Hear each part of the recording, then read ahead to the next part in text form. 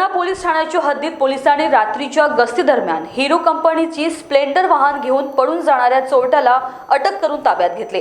21 डिसेंबर रोजी पहाटे गोपनीय माहिती मिळताच कळमना धान्य मार्केट जवळील नांदा कॅन्टीन जवळ आरोपी चोरीच्या वाहनासह दिसून आला अशी माहिती मिळाली।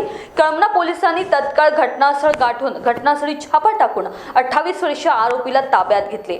पीसीआर मध्ये आरोपीने आणखी 3 वाहने चोरल्याची कबुली दिली आहे। याबाबत पोलीस अधिक तपास करतायत। दिनांक 21/12/2024 रोजी मी स्वतः व माझे तपास पथकातील अंमलदार सहाय्यक फौजदार बाळा साकोरे, पोलीस हवालदार विशाल अंकलवार, पोलीस हवालदार विशाल भैसारे, पोलीस अंमलदार वसीम देसाई, पोलीस अंमलदार ललित शेंडे, पोलीस अंमलदार अविनाश चव्हाण असे रात्र गस्तीवर होतो।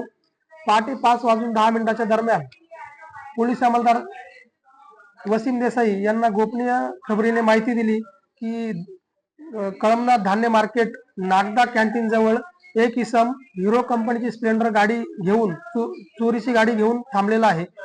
अशी माहिती मिळाली आम्ही तात्काळ आमच्या पथकासह तेथे छापा कारवाई केली असता इसम नामे मिथिलेश सुरेश लिलरिया वय 28 वर्ष राहणार धरमनगर गोपी पानठेल्याच्या मागे कळमना नागपूर हा इसम तिथे मिळून आला। त्याच्या ताब्यात हिरो कंपनीची स्प्लेंडर गाडी मिळून आली। त्याची रेकॉर्ड चेक केले असता नमूद गाडी ही पोलीस स्टेशन कळमना हद्दीतून चोरी गेल्याचे निष्पन्न झाले व त्याबाबत अपराध क्रमांक 844/24 दाखल असल्याचे देखील दिसून आले। नमूद आरोपीला ताब्यात घेण्यात आले।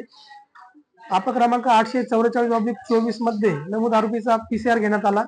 पीसीआर दरम्यान आरोपीने आणखी 3 वाहने काढून दिलेली आहेत। त्यापैकी 2 वाहने हे पोलीस स्टेशनच्या हद्दीतून चोरी गेलेली आहेत आणि एक वाहन हे पोलीस स्टेशन छुई खदान गंडई जिल्हा छत्तीसगड येथून चोरी गेल्याचे निष्पन्न झालेले आहे। नमूद आरोपीकडून एकूण 4 वाहने जप्त करण्यात आलेली आहेत। या आरोपीवर अगोदर काही गुन्हे आहेत का? या आरोपीवर अगोदर गुन्हे नाहीत। महानिसन करता कॅमेरा पर्सन विशाल बंबळवाड सह रिंकू पांतावणे, नागपूर।